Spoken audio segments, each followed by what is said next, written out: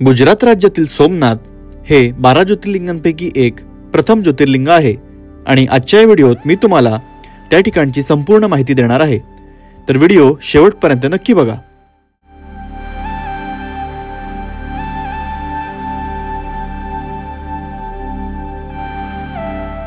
नमस्कार मित्रांनो, स्वागत आहे तुमचं आजच्या नवीन आणि माहितीपूर्ण व्हिडिओत। मी तुमचा होस्ट पार्थ आणि तुम्ही बघत आहात ट्रॅव्हलर पार्थ।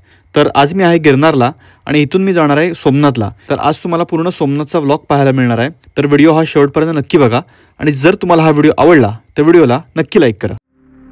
सोमनाथला येण्यासाठी तुम्ही तुमच्या जवळच्या रेल्वे स्टेशनवरनं ट्रेननी वेरावलला येऊ शकता आणि तिथून तिथल्या लोकल ट्रेननी किंवा प्रायव्हेट गाडी किंवा बसनी तुम्ही सोमनाथला येऊ शकता। तर आता आम्ही पोहोचलोय सोमनाथला गिरनारवरनं। आम्ही 61 जण आहोत म्हणून आम्ही टोटल लक्झरीज केली, लक्झरीनेच आलो इथपर्यंत। सोमनाथला तुम्हाला इथे प्रशस्त एक पार्किंग मिळून जाईल। हा गेट आहे इकडचा पार्किंगचा। इथून आपण आत आलो की इकडे ही पार्किंग आहे, इथे आमची बस लावलेली आहे आणि या साईडला चालत जायचंय। इथून पार्किंगच्या इथून आपण बाहेर आलो की इकडे आपल्याला बोर्ड दिसतो मंदिराकडे जाण्यासाठी आणि इथून आपल्या मंदिराकडे जायचंय। पार्किंग पासून एक अर्धा किलोमीटर तुम्हाला मंदिरापर्यंत चालत जावं लागतं। पूर्ण कॉरिडॉरच इथे केलेलं आहे आणि पार्किंगची सुविधा पण खूप छान आहे। खूप मोठ्या प्रमाणात पार्किंग उपलब्ध आहे इथे आपल्याला। इथून आपल्याला सोमनाथचं मंदिर पाहायला मिळतंय। या ठिकाणी आपल्याला निःशुल्क लॉकर सेवा उपलब्ध आहे। तुमचे जे बॅग्स असतील, मोबाईल असेल किंवा वॉलेट असेल किंवा इयरफोन किंवा डिजिटल वॉच आणि जर तुमचा चामड्याचा पट्टा असेल तर तुम्ही इथे काढून ठेवू शकता, कारण आतमध्ये काहीच अलाउड नाही आहे। या ठिकाणी तुम्ही माझ्या पाठीमागे बघू शकता हे सगळे निःशुल्क सेवा लॉकर्स आहेत। इथे तुम्ही सगळं ठेवू शकता आपलं सामान। तर इथून पुढे मोबाईल अलाउड नाही आहे, तर मी मोबाईल इथे माझा लॉकरमध्येच ठेवतोय आणि मी दर्शन घेऊन येतो। दर्शन घेऊन झाल्यावर आपण भेटूया परत। सोमनाथचं हे मंदिर मोहम्मद गझनीने 17 वेळा लुटलं आणि अनेक वेळा याची तोडफोड केली, पण आज हे मंदिर त्याच दिमाखात उभं आहे। आताच मी दर्शन करून बाहेर आलो। खूप छान दर्शन झालं। थोडी गर्दी होती कारण सोमवार आहे आणि आता गिरनारवरून सगळे इकडेच येत आहेत। आणि मी आता आत कसं गेलो ते सांगतो। इथे तुम्ही माझ्या पाठी बघू शकता जो मोबाईल ठेवायचा आणि काउंटर आहे, निःशुल्क काउंटर आहे। तर त्या ठिकाणी तुम्ही सगळं वस्तू ठेवू शकता। तर इथून आम्ही वस्तू ठेवून त्याच गेटने आम्ही आत गेलो आणि आतमध्ये इकडे पोलीस सगळं चेक करत होते। इकडून चेक करून झाल्यावर आम्ही त्याच्या आतमध्ये गेलो। आतमध्ये अजून एक गेट आहे, तर आतमध्ये गेटच्या आत गेल्यावर तिथे चप्पल ठेवायचं काउंटर आहे। तर तिथे आम्ही चप्पल ठेवलेल्या आणि चप्पल ठेवून जर मग आम्ही लाईनीत लागलो पुढे आतमध्ये।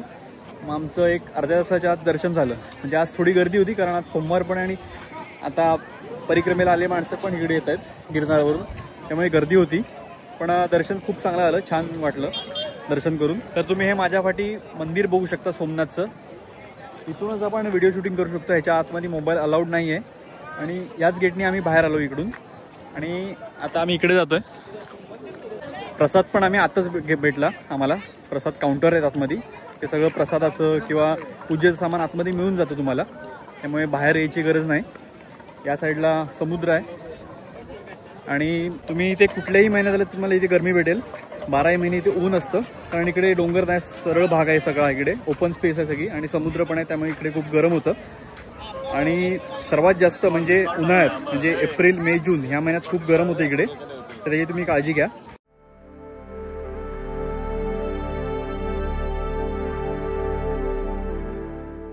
तर या ठिकाणी तुम्हाला जेवायची एक उत्तम सोय होऊन जाईल तुमची। इकडे खूप हॉटेल्स आणि जे आश्रम आहेत, भवन आहेत, ते इकडे आहेत खूप। आणि या साईडला पण हे रेस्टॉरंट आणि आहेत।